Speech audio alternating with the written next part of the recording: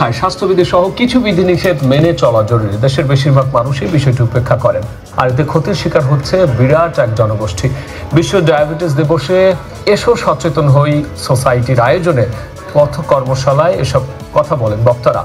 জাতীয় প্রেস ক্লাবের সামনে সকালে আয়োজিত অনুষ্ঠানে বক্তারা রোগটির নানা বিষয় তুলে ধরেন। পরিমিত খাদ্যাভ্যাস ও নিয়ম মেনে জীবনযাপন করলে সুরক্ষিত থাকা যায় বলে পরামর্শ তাদের।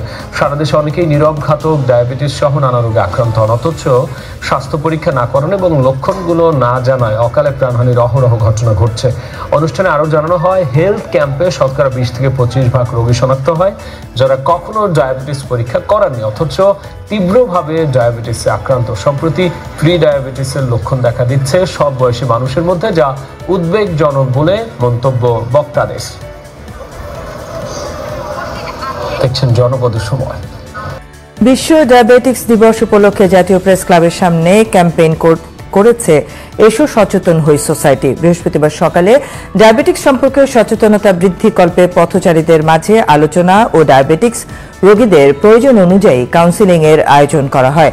এ সময় এসো সচেতন হই সোসাইটির প্রতিষ্ঠাতা সভাপতি মাজহারুল ইসলাম বলেন, একজন ডায়াবেটিক্স রোগীকে বাঁচিয়ে রাখার জন্য ট্রিটমেন্ট বাবদ যে খরচ হয়ে থাকে সেই পরিমাণ অর্থ সচেতনতায় ব্যয় করলে হাজারো মানুষকে ডায়াবেটিক্স রোগী হওয়া থেকে রক্ষা করা সম্ভব।